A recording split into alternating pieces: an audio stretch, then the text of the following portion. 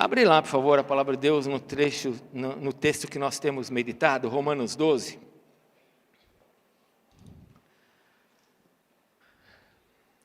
Eu estou vendo que a questão não é só dormir, tomar banho ao meio-dia. Tem algumas músicas que também já não estão mais...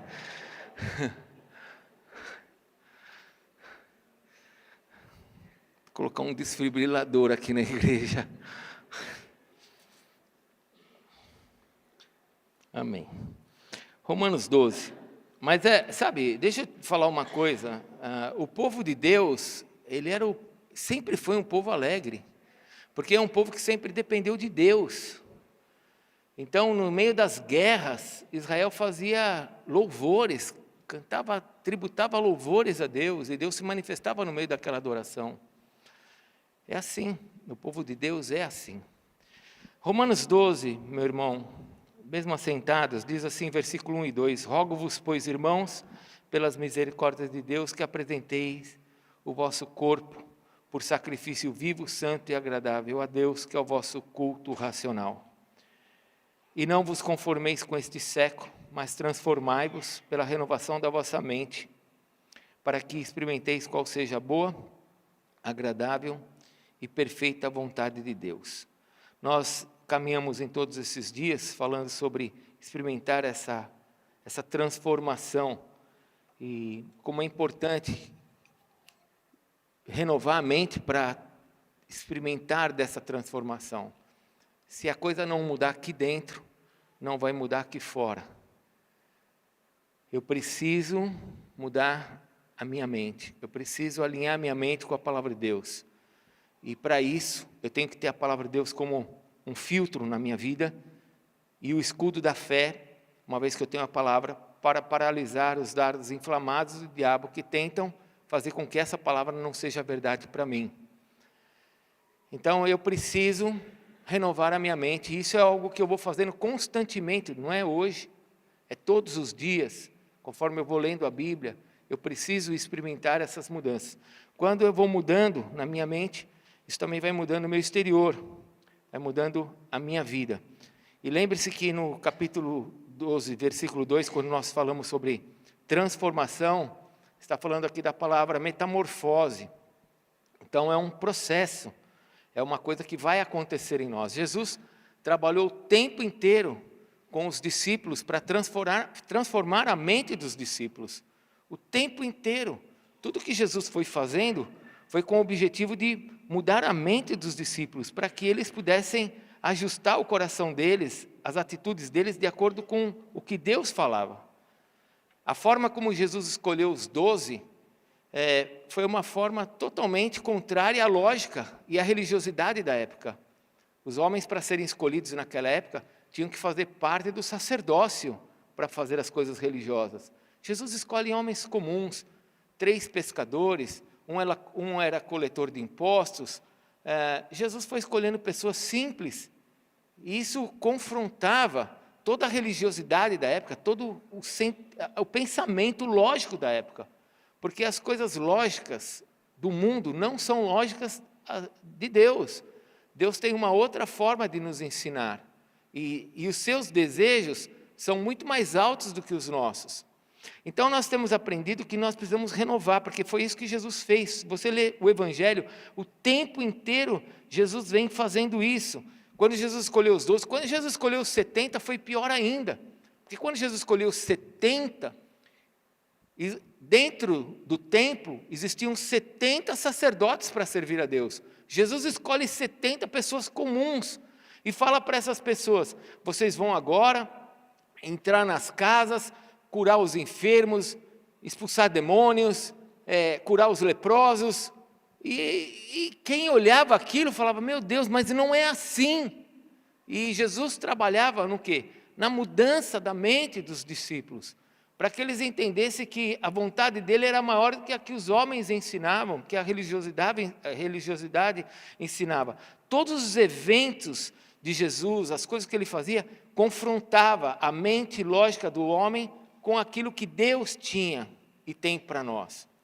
E isso trazia choque, fala para o teu irmão, trazia um choque, né? Os discípulos viviam em choque por causa dessa mente. Era o tempo inteiro, eles não conseguiam entender isso, a mente deles estava em choque o tempo inteiro. João, vendo Jesus entrar numa aldeia de samaritanos, aí entra em choque. A mente de João esse povo é mau. Jesus quer que desse fogo do céu para acabar com eles. E Jesus falava, não é assim que você tem que pensar. Não é assim que tem que ser. Era o tempo inteiro os discípulos em choque.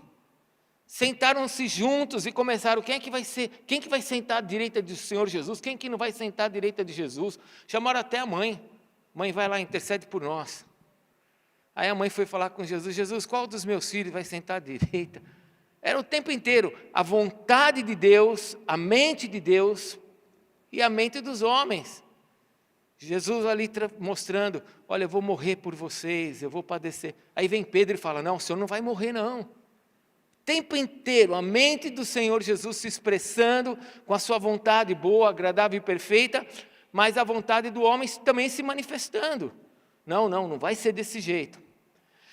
Então é uma luta, é uma guerra, são lutas que o tempo inteiro estão em nós.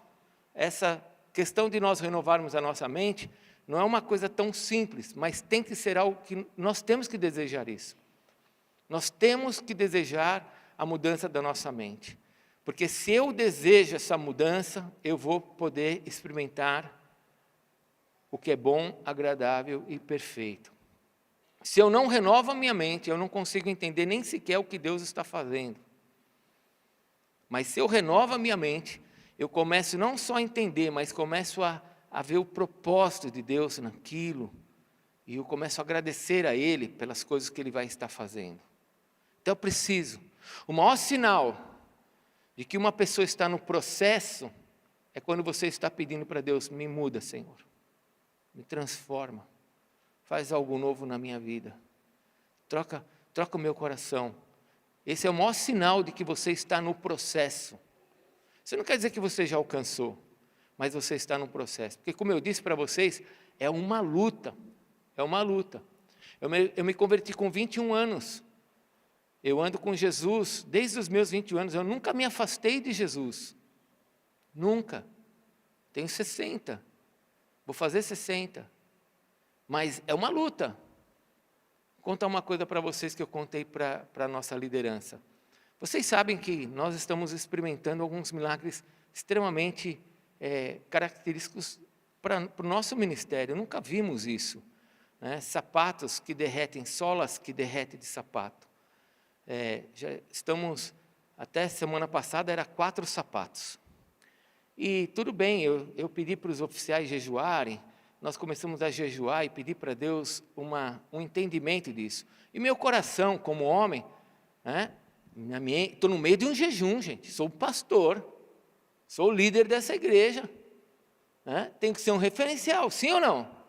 E eu, no meio desse jejum, e falando para Deus, Deus, mostra qual que é a tua vontade, por que o sapato derrete, por que é tão diferente com um e com o outro, por que não acontece em nenhum lugar do mundo isso, pelo menos ninguém nunca falou, e por que está acontecendo bem com a gente? E eu estou ali perguntando para Deus. Tá bom, acabou o culto domingo passado à noite, eu estou saindo aqui por essa porta, estou quase chegando lá fora, os irmãos chegaram para mim e falaram assim, apóstolo, você viu que derreteu outro sapato? Eu falo, irmãos, vocês não acreditam, mas me deu um negócio. Meu coração travou. Eu falei, estão querendo me derrubar.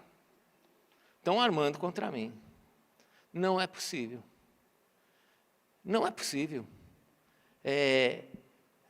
Isso não pode estar acontecendo.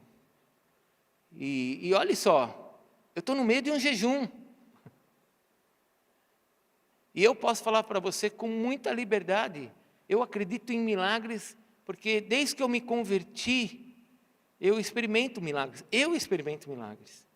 Eu tenho muitos milagres. Mas quando eu estava saindo por aquela porta e a pessoa falou para mim, olha, derreteu outro sapato. Irmãos, isso me fez um mal.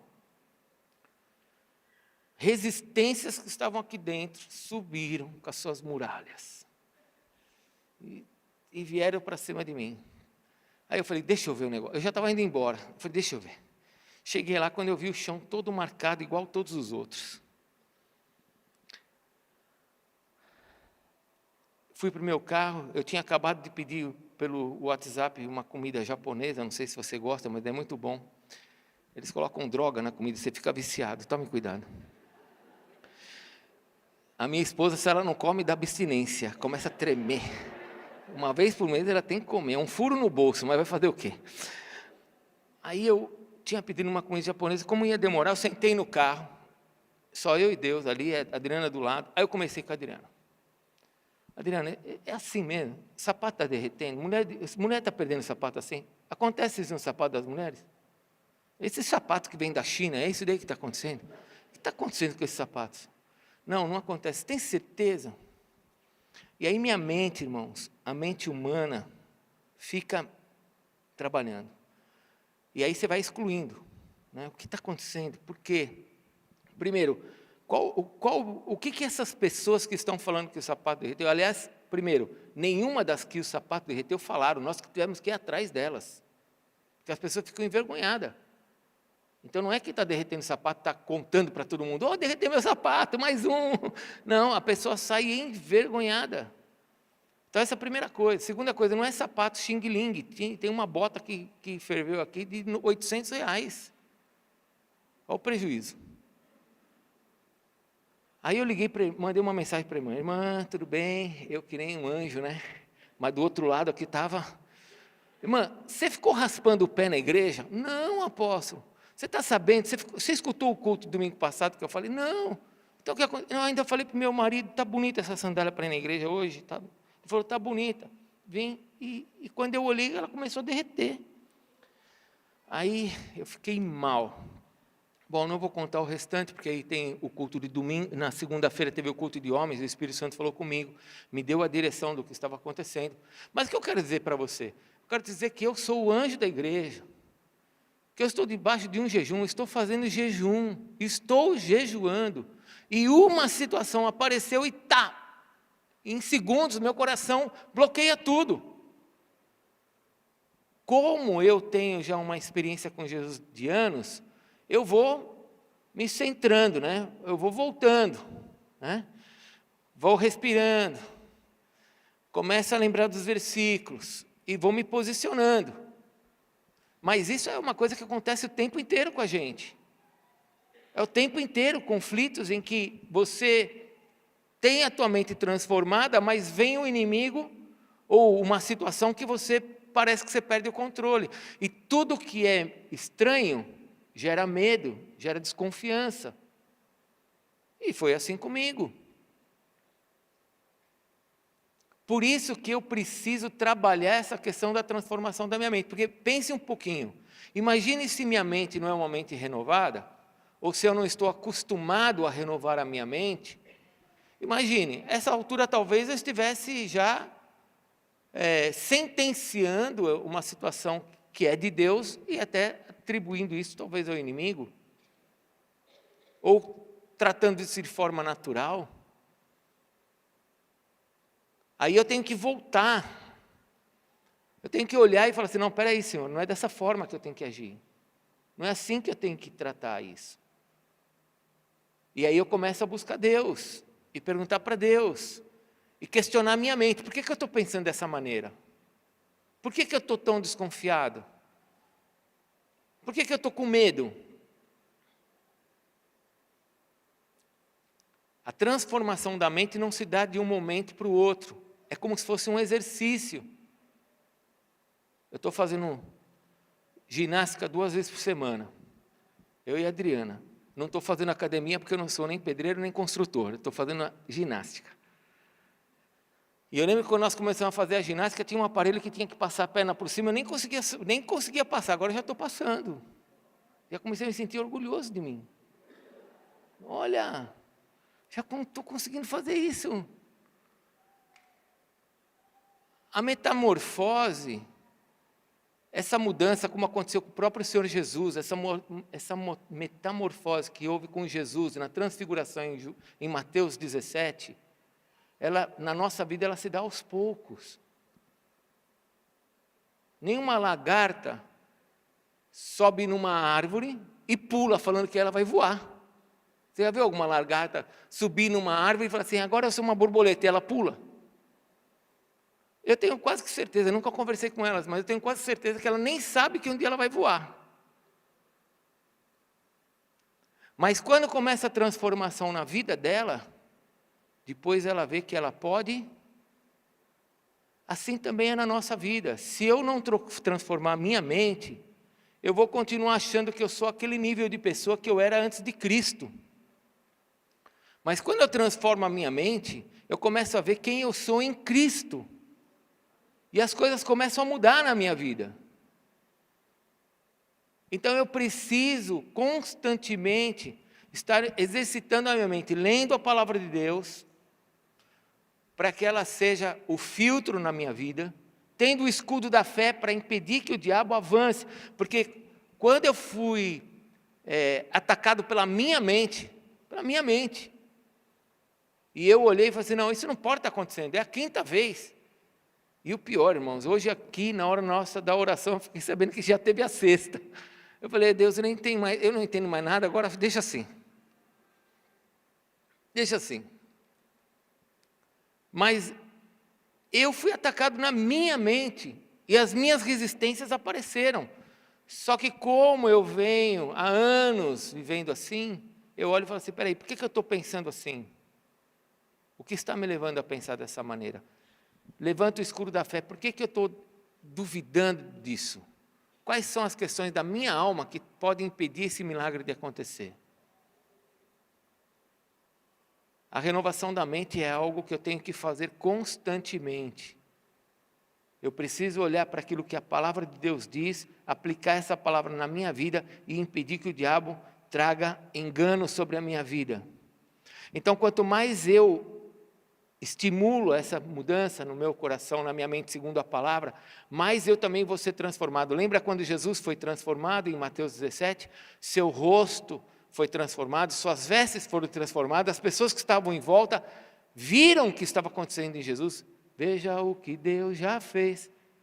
Viram o que Deus fez em Jesus, queriam ficar perto de Jesus, porque pessoas transformadas, as pessoas querem ficar perto de nós. Elas começam a ver que nós temos algo diferente, somos diferentes. E não somos diferentes porque nós somos mais ou menos pecadores do que elas, nós somos diferentes porque nós estamos pedindo para sermos como Cristo. Então eu preciso trabalhar isso, eu preciso fazer com que essa palavra, transformais, olhe lá, Romanos 12, volte para lá, olhe lá o que diz, versículo 2. Transformai-vos é um verbo no imperativo.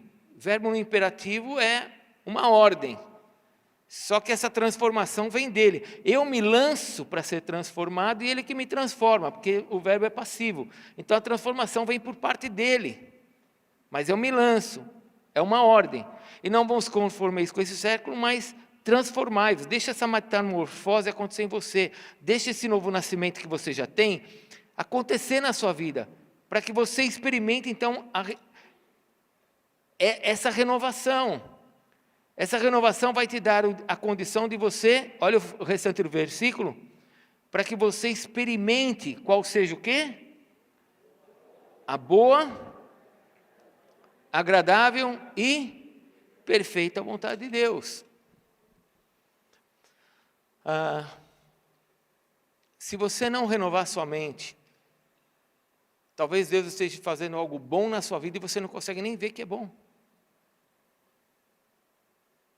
Aquilo que Deus está fazendo na sua vida talvez seja agradável e você nem sabe que é agradável, você nem está desfrutando disso. Você não vê como algo perfeito, porque uma mente não transformada não sabe o que está acontecendo à sua volta. Fica perdido. Então eu preciso transformar a minha mente para experimentar o que é bom, agradável e perfeito. Vamos aprender sobre o que é isso, uma vontade boa, agradável e perfeita? Porque hoje é o nosso último dia do jejum. Vamos aprender um pouquinho sobre isso. Porque alguns crentes podem pensar o seguinte, experimentar a boa, agradável e perfeita vontade de Deus. Eu já me contento com a boa, não precisa ser a perfeita. Não, eu quero chegar pelo menos na agradável. De boa para agradável e não perfeita. Eu quero ficar pelo menos nessa. Aí os mais exigentes podem falar assim, não, eu quero a perfeita. Mas não existe isso, é uma coisa só. O que Deus está nos ensinando aqui é uma coisa só. A vontade dEle, ela é boa. E isso quer dizer que a vontade de Deus para nós nunca será má, nunca será ruim. O que Deus vai fazer na sua vida nunca vai ser ruim. Ainda que você possa achar que é ruim. Tem um trecho na palavra de Deus que é muito lindo em Jeremias. Abre lá, por favor. Jeremias capítulo 29. A vontade de Deus é boa. Fale comigo, é boa. Meu irmão, se você renova a sua mente, você vai começar a ver que aquilo que Deus tem para você é a vontade, se é a vontade dele, é uma vontade boa. Nunca será ruim. Ah, mas morreu alguém da minha família. Deus permitiu isso? Então alguma coisa o Senhor vai fazer na sua vida por meio dessa morte.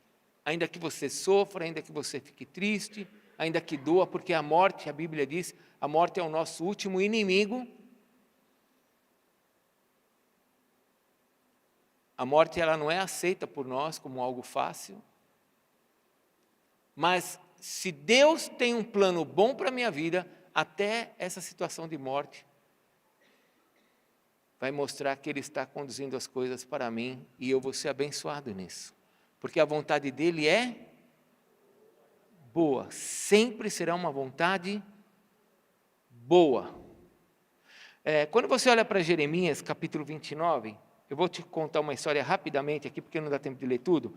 Jeremias 29, o povo de Israel, uma parte do povo de Israel já tinha sido levado para o exílio, outra parte estava sendo levada. Foram capturados. Imagine, vira um povo de fora e leva a gente aqui de Araraquara para ser escravo em outro lugar. Foi isso que aconteceu.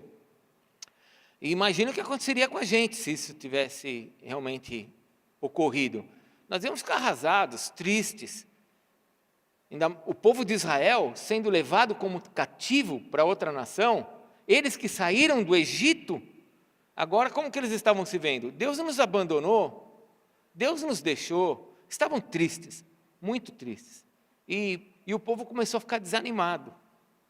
E aí o versículo 1 diz assim, Jeremias 29, 1.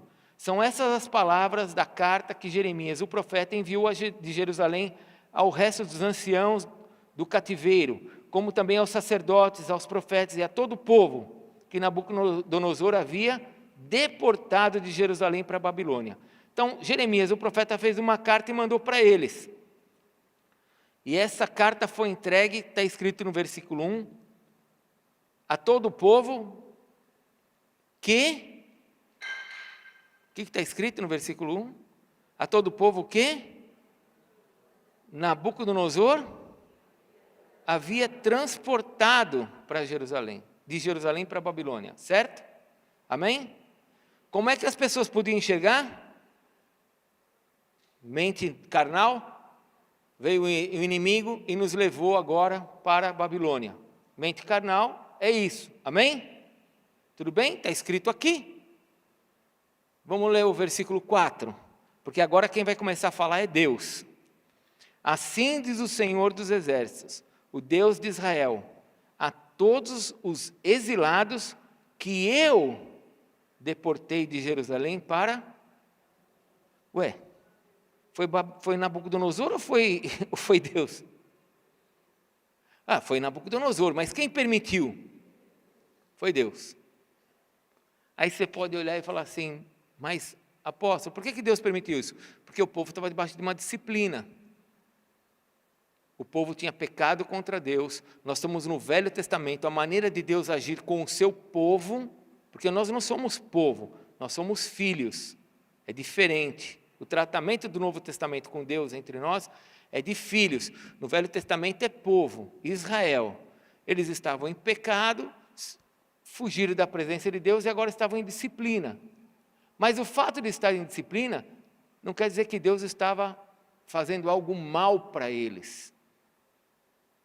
Porque olha o que Deus fala no versículo 5. Eles estavam na Babilônia. Tudo bem? Tudo bem, pessoal? Eles estavam aonde? Então vamos transportar isso para os nossos dias. Você que é anti-Bolsonaro, você estava no meio do acampamento dos bolsonaristas, tá bom? E você que é bolsonarista, você estava no meio do acampamento do PT. Imagine. Então, para um ou para outro, a coisa está ruim. Tudo bem? Entendeu onde você está? E aí Deus fala assim, ó, versículo 5. Edificai casas e habitai nelas, plantai pomares e comei do seu fruto. Tomai esposas e gerai filhos e filhas. Tomai esposas para vossos filhos e dai vossas filhas a maridos, para que tenham filhas e filhas. Multiplicai-vos aí e não vos diminuais. Então Deus está falando para eles, não parem não, pode ir agora ter a sua vida. Procurai a paz, versículo 7, da cidade para onde vos desterrei e orai por ela ao Senhor, porque na sua paz vós tereis paz. Ou seja, ore pelos seus inimigos para que você possa ter paz. Versículo 8, porque assim diz o Senhor dos Exércitos, o Deus de Israel, não vos enganeis, os vossos profetas que estão no meio de vós, nem vossos adivinhos, nem deis ouvidos aos vossos sonhadores, que sempre sonham segundo os seus desejos, porque falsamente vos profetizam eles em meu nome. Eu não vos enviei, diz o Senhor. Agora olha o versículo 10 e 11. Assim diz o Senhor, logo que se cumprirem para a Babilônia 70 anos, ou seja, todo o mal acaba, atentareis para vós outros e cumprirei para vós a minha boa palavra. Eles estavam debaixo de um juízo, mas Deus tinha uma boa palavra. Eu tenho uma boa palavra, tornando a trazer-vos para esse lugar. Versículo 11. Eu é que sei que pensamentos tenho a vosso respeito, diz o Senhor, pensamentos de paz e não de mal, para vos dar o fim que desejais. A vontade de Deus sempre será, mesmo quando a coisa estiver ruim na nossa vida, nós temos que entender que a vontade de Deus para nós é boa. E mesmo que eu não entenda, eu tenho que entender que a vontade dele é boa. A mente renovada tem que agir assim. Deus respondeu minha oração. Ele disse que eu posso fazer aquilo que ele me fala, que eu queria. Amém. É uma vontade boa. Deus não respondeu minha oração. O fato dele não responder já é uma vontade boa. Porque se ele não respondeu, é porque você não é para fazer. E ele tem o melhor para nós. A vontade dele sempre será boa. Quando eu renovo a minha mente, eu começo a enxergar isso. Porque senão eu estou sempre esperando coisas que Deus nunca vai fazer. Porque de repente Deus já falou para não fazer, mas você quer. E aí você entra em confronto à vontade dele. E já fiz essa pergunta para você no primeiro culto de transformação da mente. Deus tem uma vontade, amém? Amém, irmãos? Você também tem uma vontade, amém? Quem é que vai ganhar? Pergunta para o teu irmão, quem vai ganhar? É Deus, não é Deus? Então não é melhor procurar a vontade dele? É melhor procurar a vontade dele. A vontade de Deus sempre será boa. Aí talvez alguém mais, que gosta mais de filosofar, vai perguntar assim, mas Deus não podia ter feito de outra maneira? Aí você tem que ler lá em Isaías, que diz que assim como os céus são mais altos do que a terra, assim também são os pensamentos do nosso Deus, muito maiores do que o nosso. Ele sabe o que Ele está fazendo, porque nós muitas vezes olhamos a nossa vida no nosso mundinho, mas Deus vê o universo, e Ele não trabalha individualmente, Ele trabalha coletivamente. Ele não está trabalhando só na sua vida, Ele está trabalhando na vida da tua sogra, do teu sogro, da tua família, dos teus filhos, do teu pai, da tua mãe. Deus não trabalha individualmente, Ele trabalha coletivamente. Por isso que eu preciso renovar minha mente para experimentar isso e saber que Deus tem vontades boas para mim. Senão eu vou ficar debaixo de murmurações, vou ficar debaixo de tempos sem explicações. Mas o que diz a palavra? Que a vontade ela é boa, mas ela também é?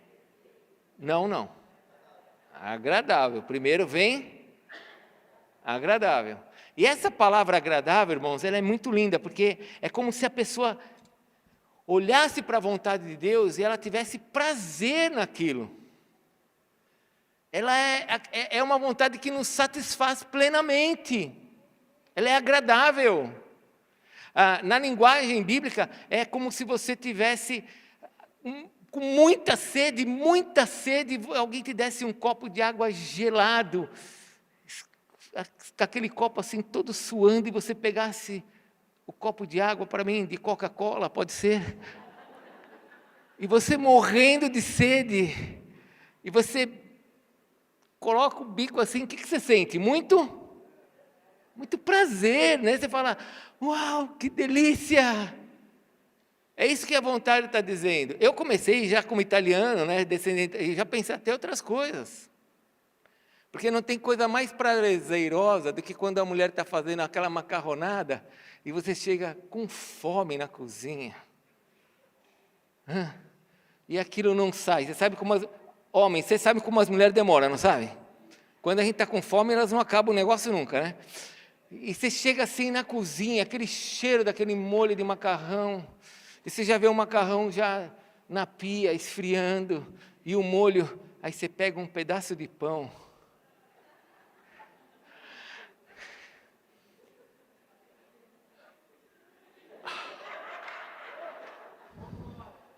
Você nem come o pão, você já está sentindo um prazer enorme. Sim ou não? Vocês estão entendendo o que quer dizer esse prazer? Aí você pega aquele pão com aquele molho, saindo fumaça, queima o céu da boca, a língua, queima tudo. Desculpa te levar a pensar nisso essa hora sem jantar ainda, mas é para você entender o que é prazer. É algo que nos completa. É como se você falasse assim, puxa, eu quero almoçar ainda, mas isso daqui já era o que eu precisava. Era o que eu precisava. A renovação da mente nos leva a ter esse prazer do que Deus está fazendo na nossa vida. Novamente, eu preciso insistir com você. Você precisa continuar jejuando e renovando a sua mente. Porque você não vai conseguir ver o que Deus está fazendo na sua vida e você não vai ter prazer no que Ele está fazendo na sua vida. Você talvez comece a murmurar pelo salário que você recebe e não orar. Você começa a reclamar pelos problemas da tua casa e não agradecer. Você começa a falar mal do tamanho do teu nariz, da tua orelha, da tua barriga, em vez de falar obrigado porque eu tenho saúde, Senhor.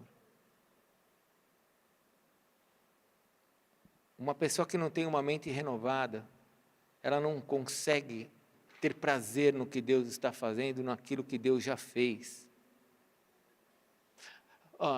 Escute,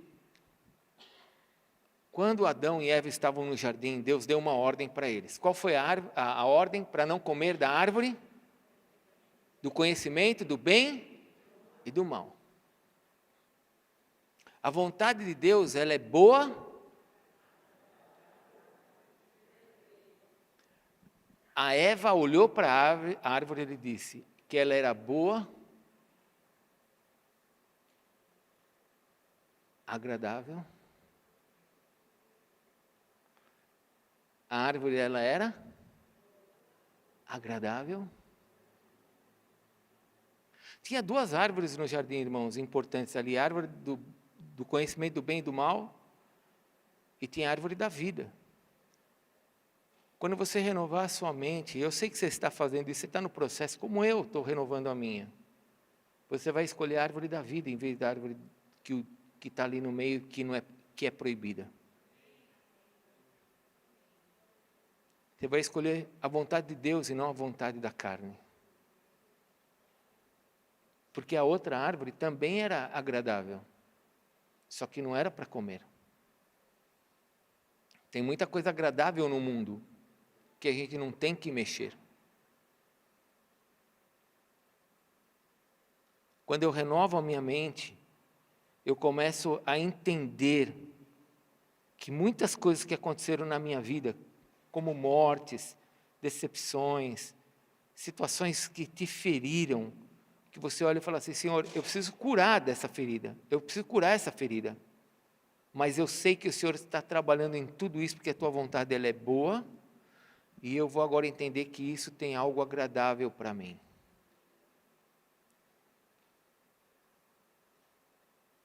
Abra em Provérbios capítulo 16. Esse avançar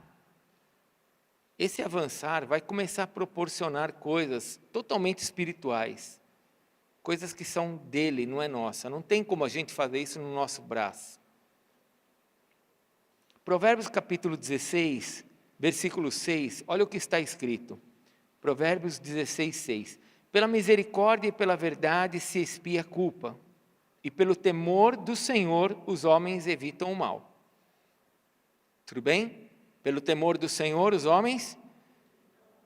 Agora olha o versículo 7. Sendo o caminho dos homens agradável ao Senhor, este reconcilia com eles os seus inimigos. Guerras começam a desaparecer da nossa vida quando vamos renovando a nossa mente e vamos experimentando e entendendo que aquilo que está acontecendo faz parte de um processo que o Senhor está trabalhando comigo, e isso tem que ser agradável. Como é que eu me vi, vou pegar meu exemplo, como é que eu me vi na segunda-feira, quando eu estava aqui no culto dos homens, adorando a Deus, e já estava com a minha mente bem melhor, não estava totalmente ainda bem, mas já estava com a minha mente muito melhor. Como é que eu me vi na hora da adoração? Reclamando, murmurando, pensando em tirar minha vida, achando que a igreja não... Não.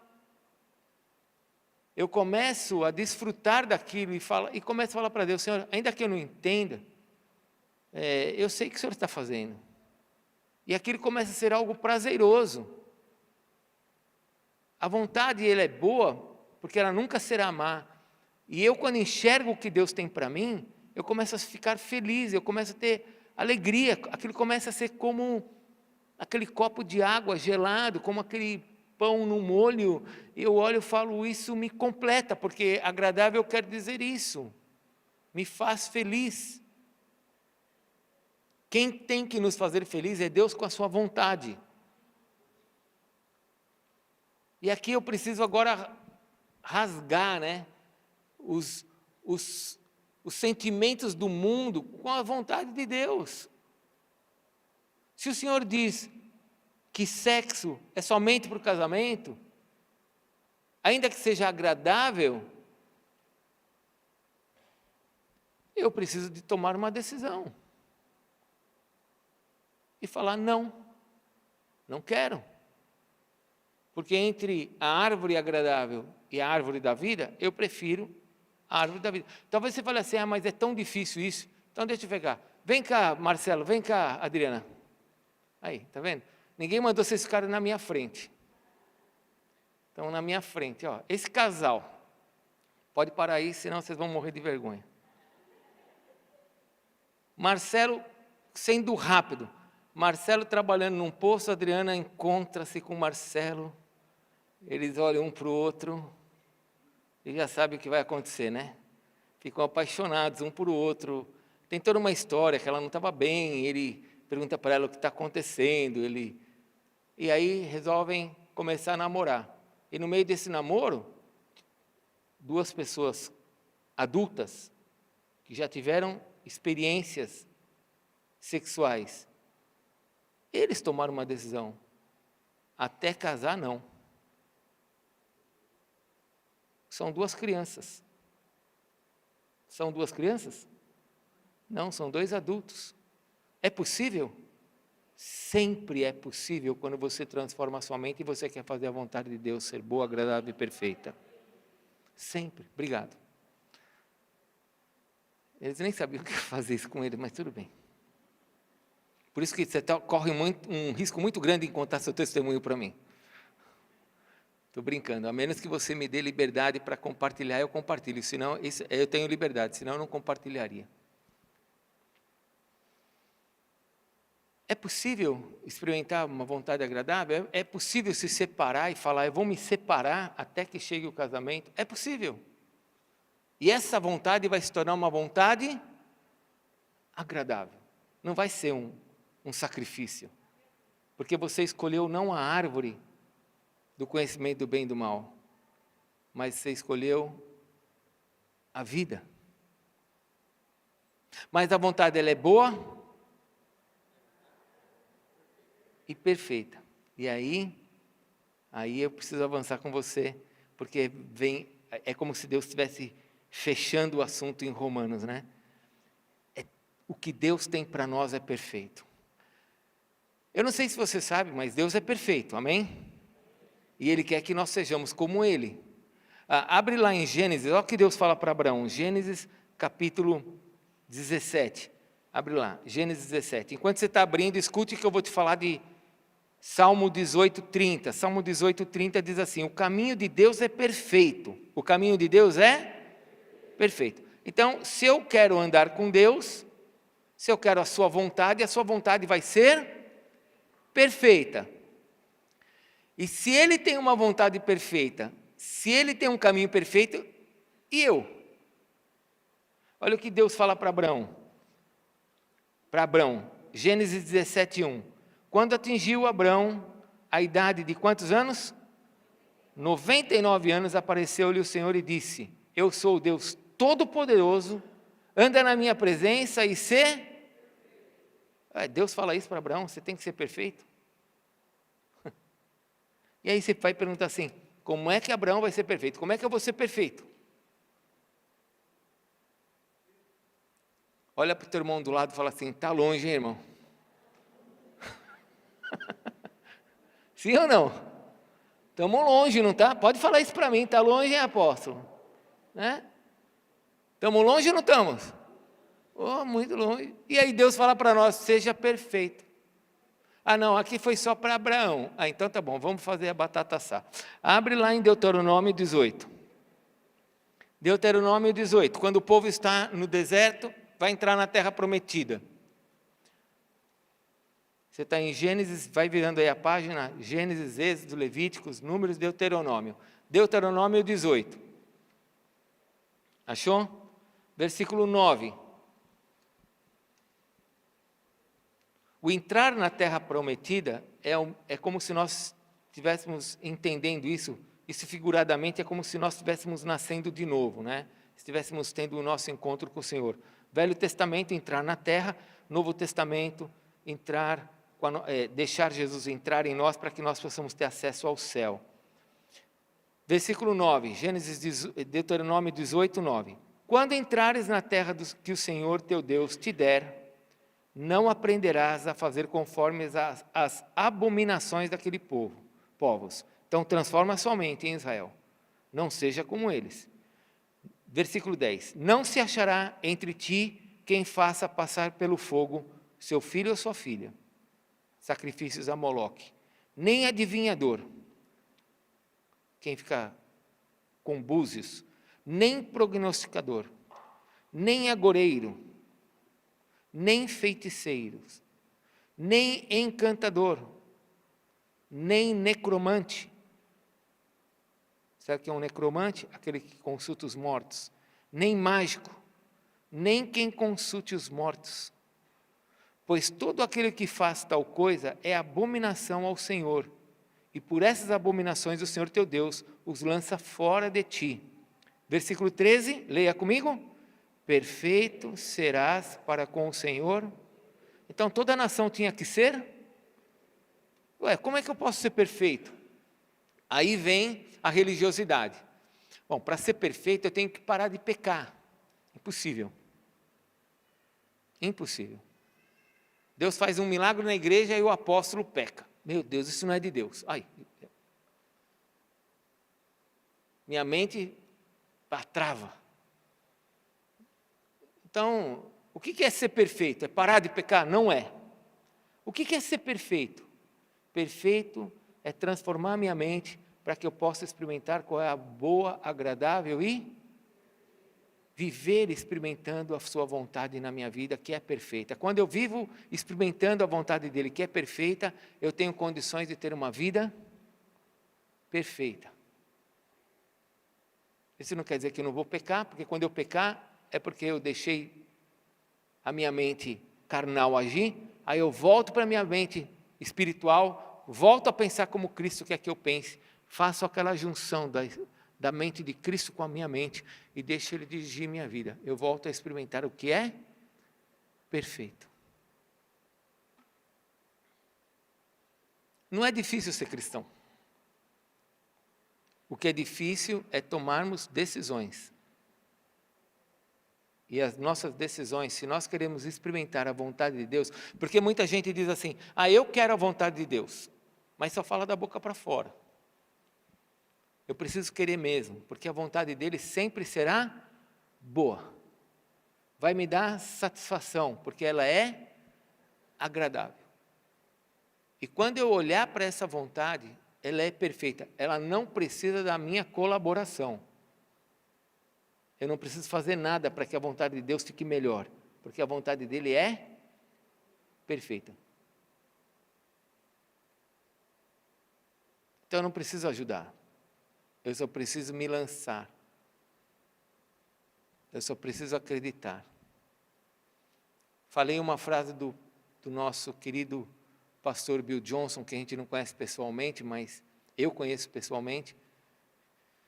Ele já colocou a mão dele na minha cabeça para orar por mim. Também um milagre. Eu tenho um monte de milagres. Mas Bill Johnson, ele disse que a fé não é uma mente que fica dizendo, tem que ter fé, tem que ter fé, tem que ter fé, eu vou ter fé, eu vou ter fé. A fé é se lançar naquilo que Deus disse, é acreditar no que Ele disse.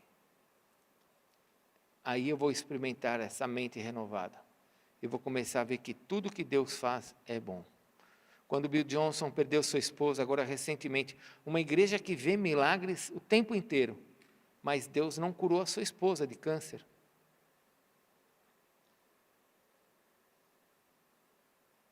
Tantos milagres que ele já viu, tanta gente sendo curada de câncer, mas Deus não curou a esposa dele. E no primeiro culto que ele fez lá em Reading, ele disse, ele sempre foi bom, e continua sendo bom. Quando você renova a sua mente, você vai começar a ver que até aquilo que parece ser ruim, Deus tem algo de bom no meio de tudo aquilo. Isso não quer dizer que a gente não sofra, que a gente não fique triste, mas no final, nós vamos ver que foi boa, agradável e perfeita. Feche sua Bíblia, nós vamos orar.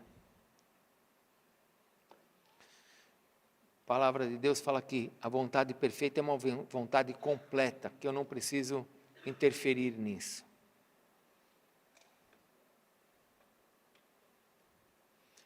Antes de você ficar em pé, fique sentado mais um pouquinho, por favor. Pensa, você precisa usar sua mente, né? Usar a razão agora.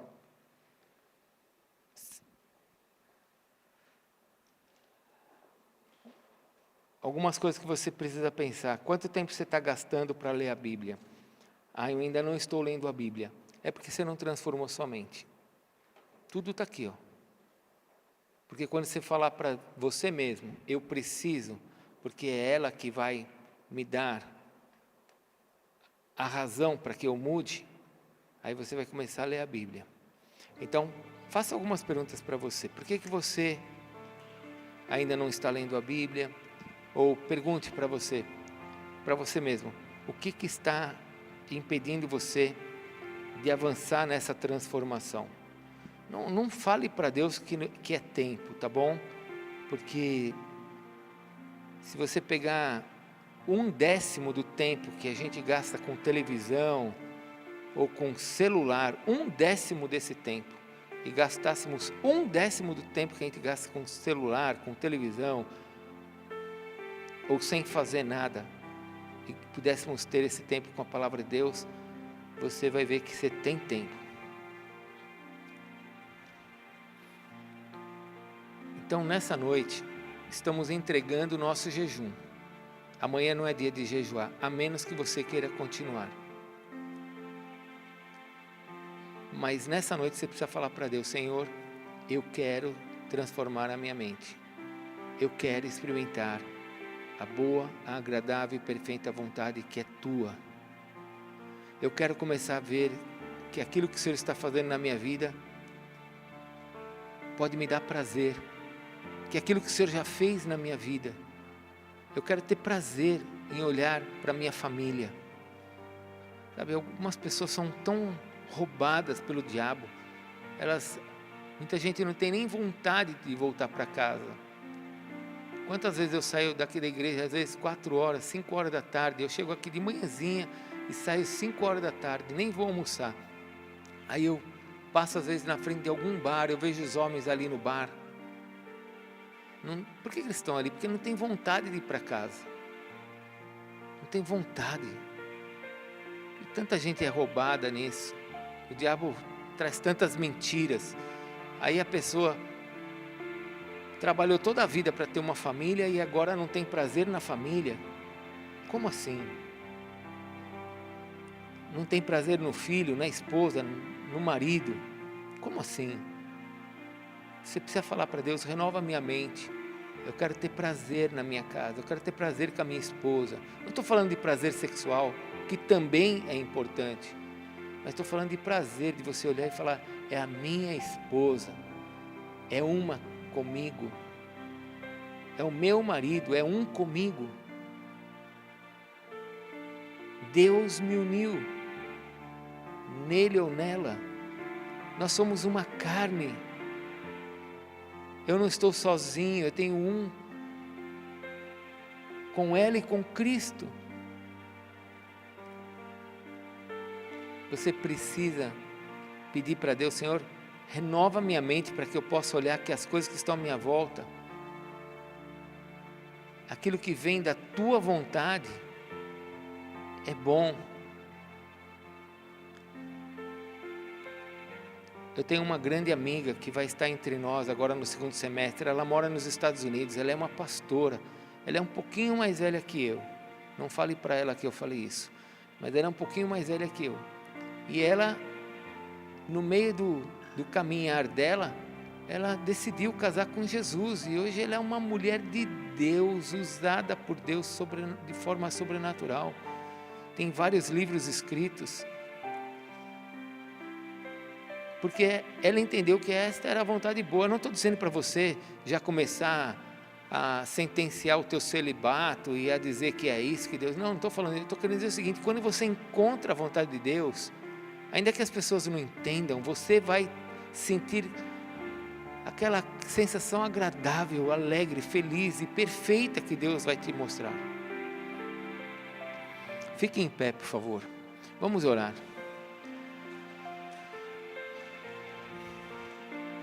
Quem não tem uma mente transformada acaba sendo um murmurador. E se tem uma das coisas que entristece o coração de Deus e muitas vezes leva o filho para uma disciplina, é a murmuração. Renova a tua mente. Pai, nós nessa noite queremos, nesse culto desta noite, Senhor, porque a tua igreja continua na parte da manhã, Senhor, até domingo que vem continua no jejum, mas nós aqui, Senhor, queremos entregar o nosso jejum e esse tempo de 21 dias que nós nos separamos, pedindo para que o Senhor renovasse a nossa mente. Senhor, nós sabemos que temos que caminhar, nós sabemos que em segundo tropeçamos e erramos, mas também sabemos que quando aprendemos a renovar nossa mente, é muito mais fácil para voltarmos, Senhor. Então, renova o nosso coração, renova a nossa mente, para que nós possamos experimentar tudo que o Senhor tem para nós, porque sabemos que o que o Senhor tem para nós é bom, é agradável e perfeito. Estamos cansados das nossas vontades, Senhor. As nossas vontades não deram certas, e se deram, foram momentâneas. Senhor, em nome de Jesus, eu quero pedir nessa noite que o Teu Espírito Santo agora venha sobre nós. Porque eu não creio que o Senhor está simplesmente derretendo solas de sapatos aqui para nos fazer ver que o Senhor é um Deus de milagre, mas eu creio que o Senhor quer que a gente possa experimentar os Teus milagres. Eu creio que esse lugar é realmente um lugar que nós separamos para a Tua visitação. E nós estamos aqui, Senhor, com os nossos corações. O Senhor sabe quem nós somos. Transforma a nossa mente, Senhor. Transforma a nossa maneira de pensar. Transforma esses homens nas suas mentes na questão financeira, para que eles possam ser prósperos, para que suas empresas, seus negócios, seus trabalhos sejam abençoados. Dê a eles razão para ganhar dinheiro, dê a eles a verdadeira razão da prosperidade, que é engrandecer o Teu nome, que é fazer bem ao próximo. Senhor, em nome de Jesus, quero pedir que se alguém aqui está enfermo, está carregando uma enfermidade, que nesta noite possa renovar a sua mente e declarar que está curado,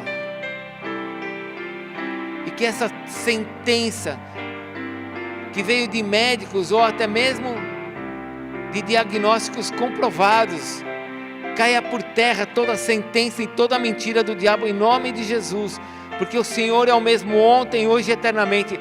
Renova a nossa mente para acreditarmos que o Teu milagre pode vir agora sobre o corpo da Tua filha, Senhor. Renova a nossa mente para que o Teu milagre venha agora sobre o corpo do Teu filho, porque nós cremos que o Senhor pode fazer isso. Agora, que essa doença saia do Teu corpo, agora. Que esse mal saia da Tua casa, agora. Que aquilo que é impossível para você, o Senhor renove a tua mente e mostre que o que é impossível para você não é impossível para Deus.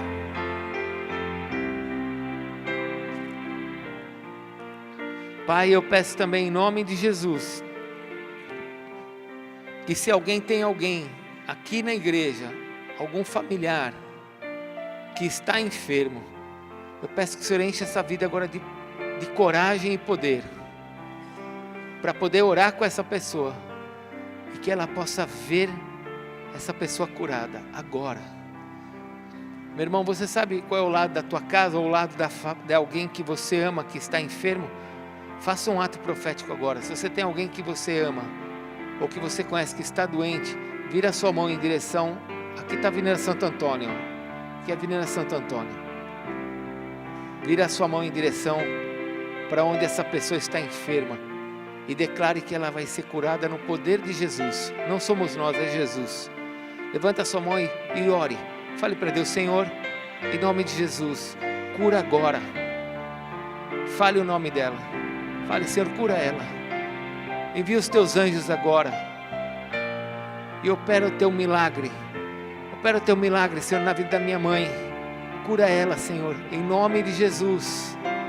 Tira ela dessa condição, que o Alzheimer retroceda e que ela possa ser curada em nome de Jesus, que a sua mente seja restaurada e ela possa sair daquela cama, ela possa andar novamente. Faz um milagre, Senhor.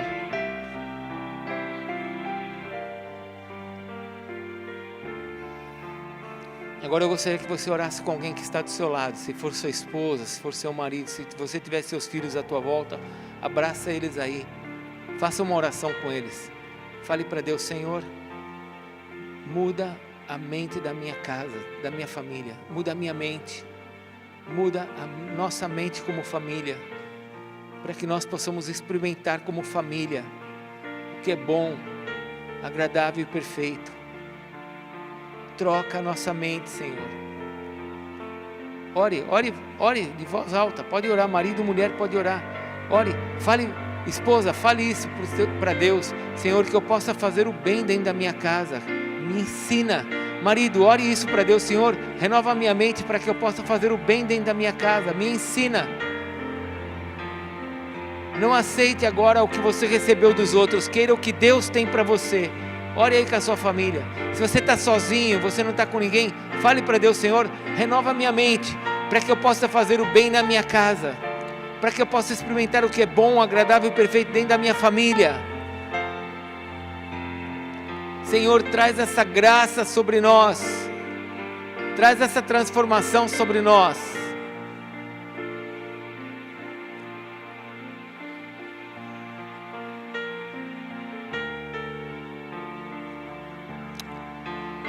Pai, muito obrigado por essa noite, obrigado por esse tempo de jejum. Eu peço que o Senhor abençoe cada família aqui representada, cada um. Peço que o Senhor abençoe esse tempo de oração que vamos ter agora. Em nome de Jesus, Senhor, eu clamo que o Senhor manifeste teus milagres aqui, porque eu sei que o Senhor não está interessado em derreter sapatos. O que o Senhor quer é transformar a nossa vida. Então que no meio dos milagres nós possamos dar toda a honra e glória ao Senhor, possamos entender que é o Senhor que está se movendo, se move agora em tudo aquilo que vai ser declarado por meio dos pastores, da nossa liderança, de cada oração. Se move, Senhor, atende dos céus o nosso clamor e faz um milagre na tua igreja. Obrigado, Senhor, por esse tempo de jejum. Continua a abençoar os nossos irmãos da manhã, que continuam nessa semana de jejum.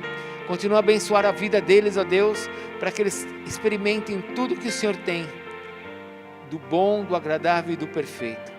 E ao Senhor nós damos toda a honra e toda a glória pelos séculos dos séculos. Amém, Senhor. Pode aplaudir o Senhor Jesus.